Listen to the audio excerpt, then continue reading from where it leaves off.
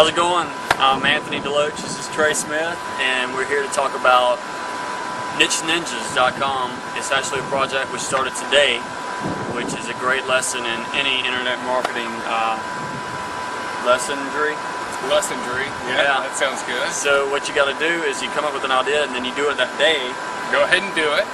Or else you're not going to do it, more than likely, right? And we actually, we went to grab breakfast together and just bullshit, really. Yeah. And then we started talking about how it'd be cool to do a video a day talking about internet marketing, having like one tip a day. And so, so actually from coming up with the idea to making the logo to coming up with the website domain and shooting this first video has been like a 5-hour journey. So I actually have my web guy making the blog right now that you're seeing. So yeah, we did all this stuff in like literally 5 hours. So right. Which is the coolest thing about the internet, man. I mean, you got to think like if we were going to open up a hardware store or something like that, we'd have to buy a lease and spend like $100 million. Have to call a real estate agent and meet them down there and see if the location's right. So let's talk a little bit about why most people fail. Because we both have tried to help people get started in this. And I mean, actually, I mean, if you don't mind, I'll get quick background on me. Yeah. But I was selling real estate, commercial real estate 3 years ago, and my cousin Frank Curran's a pretty well-known internet marketer and guru, and so he was pretty much calling me all the time, like, hey, let's go hangouts back when he lived in Macon, like, hey, let's go, to Atlanta, screw off and go to the Apple store, and go do fun stuff. And I was like, man, I can't, I got to work, and I'm not hardly making any money doing it. And so he kind of showed me the ropes, and then I showed you the ropes a couple years ago, and we both have done pretty well. Yeah. So. Yeah. But so why do you think most people don't actually make it? Well, I think the number one mistake people make is quitting. Yeah.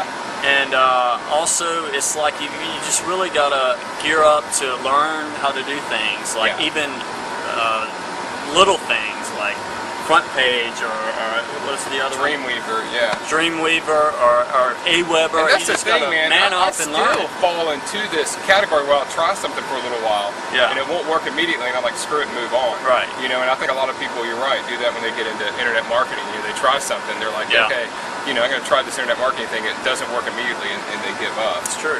Yeah. But and another thing is people really don't know what the hell they're doing. Yeah. So they end up doing it all wrong, following one guru, and there's a bunch of people out there teaching really good stuff. There's a bunch of fluff out there too. I think a lot of people get confused. Yeah. On there's a lot of misinformation, a lot of products overpromise too much, say it's too easy. It's not easy. Yeah. And that's true. It's not just a dead simple thing. That's right. We've had friends that have tried it, and some succeed and some not. And really, the thing in common of the people that succeed are the people that are persistent. Yeah. And they stick and they stay on track. Follow the plan. Yeah. Also you're your own boss. You're not having some administrator saying, "Well, Trey, now you're spending a little too much time on this, and it's not working out, so you need to move to something else." And that's what's I think like Jason Moffett, we were reading his blog yesterday or today.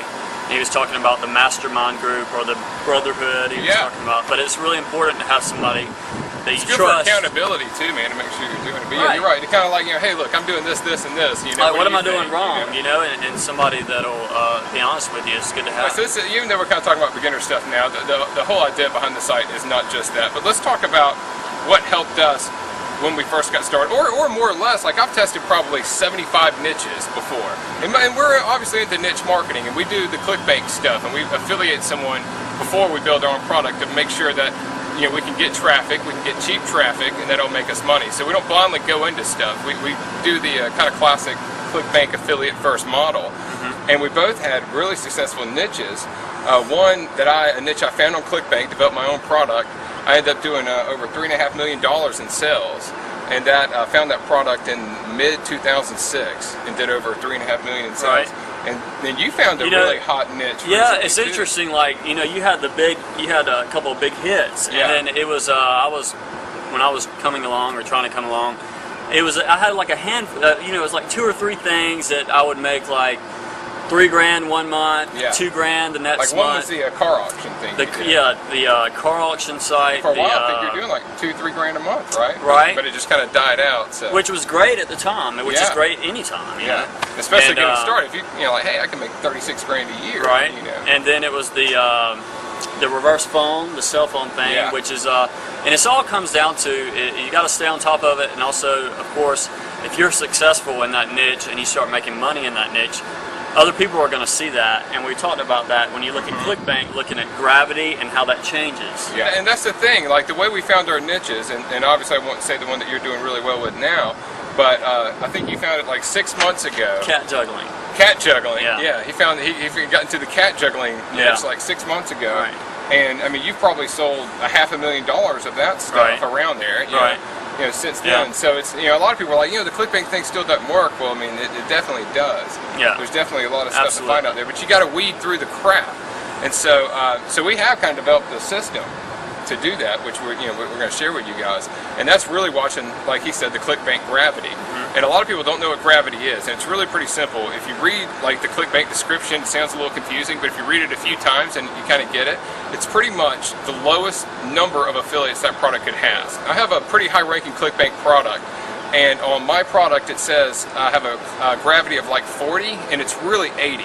Okay, so I can tell you from personal experience on just one product that on my product that's on ClickBank, I actually have twice the number of affiliates that the gravity says. So it's like the lowest, you know, common number.